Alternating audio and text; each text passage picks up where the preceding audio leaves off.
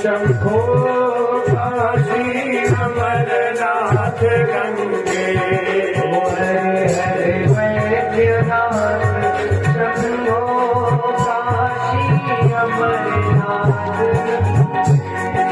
हरे हरे वैद्यनाथ शंभो काशी अमरनाथ गंगे हरे हरे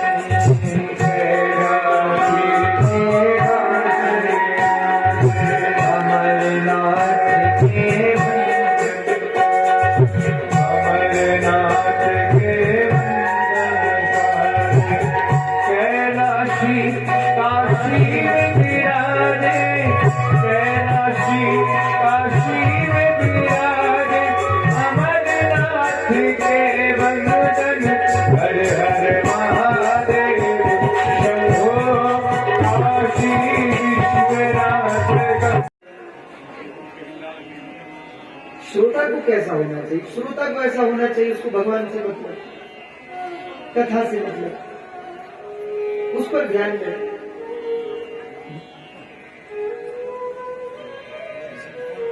इसलिए हमने पहले भी आपसे कहा कथा की विधि क्या है।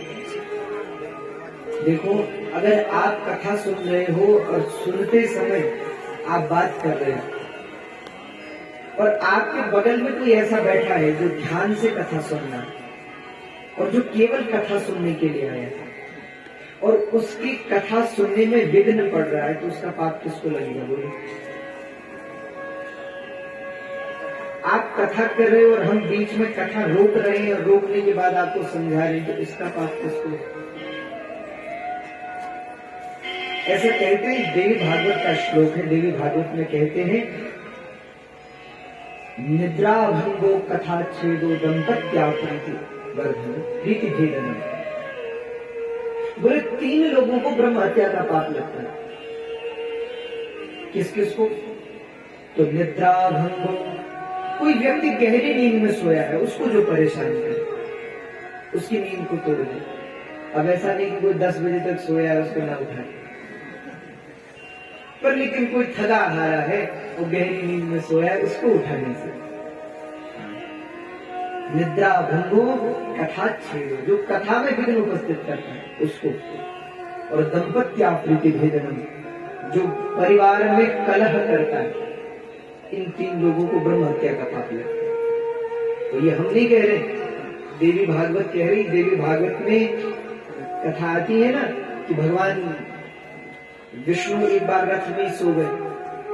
कई लोग कथा में सो जाते हैं, कई लोग पढ़ते पढ़ते सो जाते हैं। सोने वाले लोग बड़े विचित्र हैं। अच्छा, हमको तो बड़ा आश्चर्य होता है कि जो लोग, कई लोग कथा में सो जाते हैं। हमने वैसे कम देखे, इतने तो नहीं देखे, लेकिन कई लोग सो जाते हैं कथा में। तो कैसे सोते होंगे? इतनी आवाज भी है, इतना सब, और बड़ी कृपा है भगवान के ऊपर।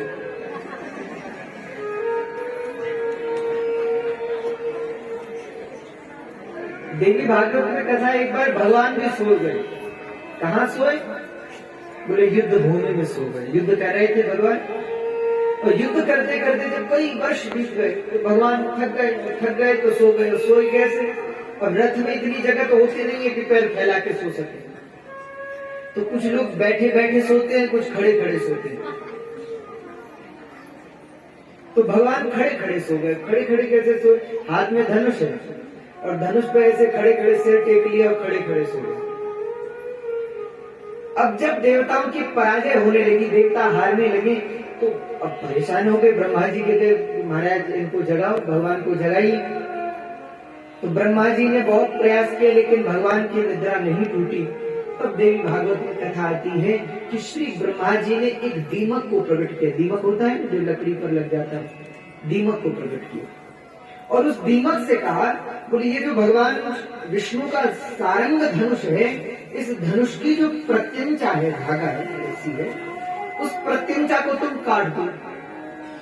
और प्रत्यंचा जब कट जाएगी तो धनुष मुड़ा हुआ है, प्रत्यंचा से बना है, और प्रत्यंचा कट जाएगी तो धनुष सीधा हो जाएगा, और सीधा हो जाएगा तो भगवान की नींद खुल जाएगी, क्योंकि उसी पर सिर रख के सोए। तो उस दीमक से ब्रह्मा जी कह रहे हैं कि भैया तो इस प्रत्यंचा को काट दे। तो वो दीमक ब्रह्मा जी से देवी भागवत में कहता है, बोले ब्रह्मा जी निद्रा भंगो कथा छेदो दंपत्या प्रीति भेदनम। बोले 3 लोगों को ब्रह्म हत्या लगती है। किस किस को? बोले जो किसी की निद्रा में भंग करता है, किसी थके हारे व्यक्ति की निद्रा को भंग करता है उसे, जो भगवान की कथा में व्यवधान उत्पन्न करता है उसे, और जो परिवार में कलह करवा दे उसे, इन लोगों को ब्रह्म हत्या कहा। इसलिए उसने कह दिया, बोले महाराज मैं ये कार्य नहीं करूंगा। तो ब्रह्मा जी उस दीमक से कहते, बोले भैया तुम चिंता न करो, तुम हमारे ये काम कर दो, हम तुम्हें वरदान देंगे। क्या वरदान देंगे? बोले जहां कहीं भी यज्ञ होगा, जब आप और हम लोग हवन करते हैं, यज्ञ करते हैं, तो यज्ञ करते समय जो आहुति यज्ञ में डाली जाती है, डालते हैं ना हवन सामग्री यज्ञ में डालते हैं, तो डालते समय जो हवन सामग्री यज्ञ से बाहर गिर जाती है, होता है, आपने देखा है, यज्ञ करते समय कुछ यज्ञ की सामग्री यज्ञ कुंड से बाहर गिर जाती है, तो बोले आज से उस पर तुम्हारा अधिकार होगा, वो भाग तुम्हारा होगा, पर लेकिन तुम हमारा काम करो। और तब उस दीमक ने क्या किया? बोले भगवान विष्णु के धनुष की जो प्रत्यंचा थी उसे काटा, और धनुष की प्रत्यंचा जैसे ही काटी, कथा बड़ी विचित्र है, जैसे प्रत्यंचा कटी धनुष सीधा हुआ, और जो धनुष सीधा हुआ भगवान के मस्तक पर लगा तो सिर धड़ से अलग हो गया। अब जब सिर ही धड़ से अलग हो गया, अब तो देवताओं में हाहाकार हो गया। ब्रह्मा जी से कहा कि महाराज हमने जगाने के लिए कहा था आपने, तो अब हमारा क्या होगा? ये सिर भगवान का कैसे अलग हो गया? तब ब्रह्मा जी ने भगवती परम्बा जगदम्बिका की स्तुति की, हे मां चांचल्यारुणलोचनां चितकृपां चंद्रार्कचूडामणिं चारुस्मेन मुखां चराचर जगत्संरक्षणीं सत्पदां चञ्चच्चम्बकनासिकाग्रविलसन्मुक्तामणिं रञ्जितां श्रीशैलस्थलवासिनीं भगवतीं श्रीमातरं भावये कस्तूरीतिलकाञ्चितिन्दुविलसत् प्रोद्भासभालस्थलिं कर्पूरद्रवमिश्रचूर्णखलिरामोदोलसद्वीटिकाम्। तो जब स्तुति की जगदम्बा की, मां भगवती प्रसन्न हुई। ब्रह्मा जी से कहा, बताइए ब्रह्मा जी क्या कार्य है?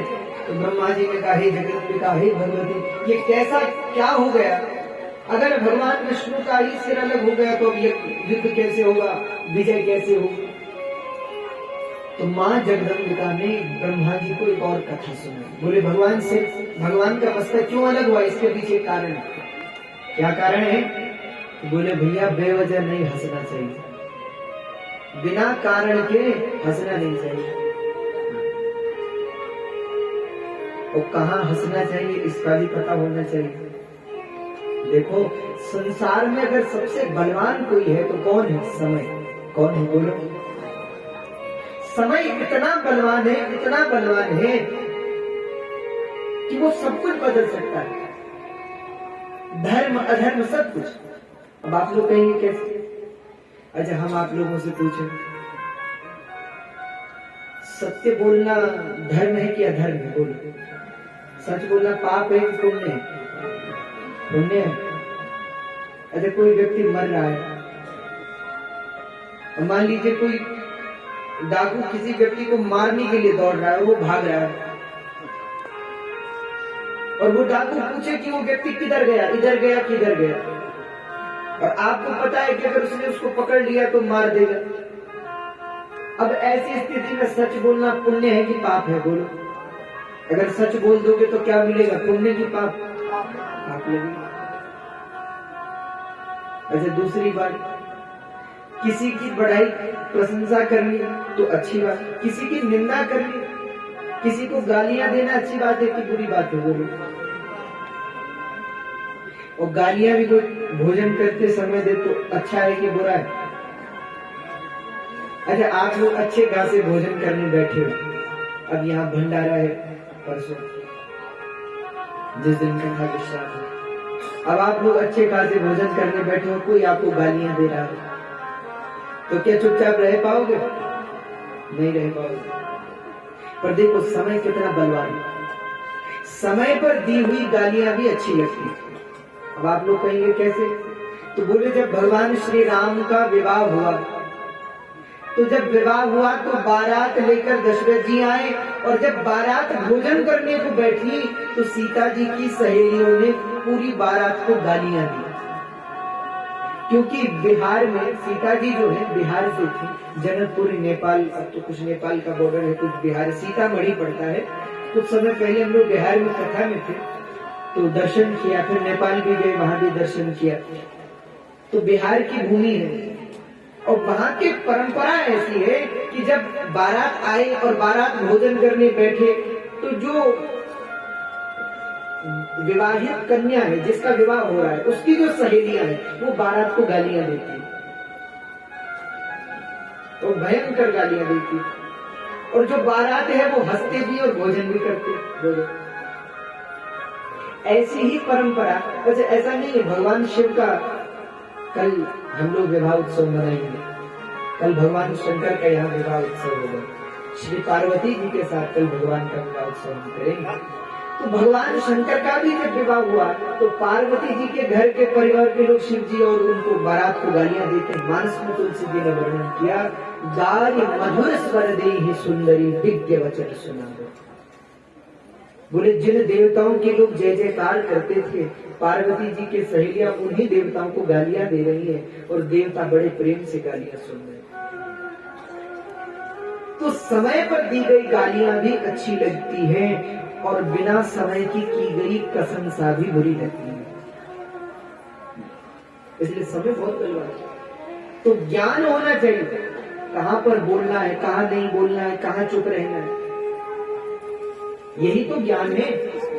वे कोई बहुत बड़ा पढ़ा लिखा हो लेकिन उसको ये भी पता नहीं कि कहां क्या बोलना चाहिए, तो किस बात की पढ़ाई, किस बात की विद्या? विद्या का काम क्या है, ज्ञान का काम क्या है कि वो सिखाए। अच्छा, हम आप लोगों से कहते हैं कथा सुनाना अच्छी बात है कि बुरी बात है? अच्छी बात। अरे कृष्ण जन्म की कथा अच्छी है कि बुरी है? बोलो, आप लोग बोलो, अच्छी है कि बुरी है? अच्छी है। पर किसी की मृत्यु हो गई हो और कोई बोले कुछ सुनाओ और वो कृष्ण जन्म की कथा सुनाए, तो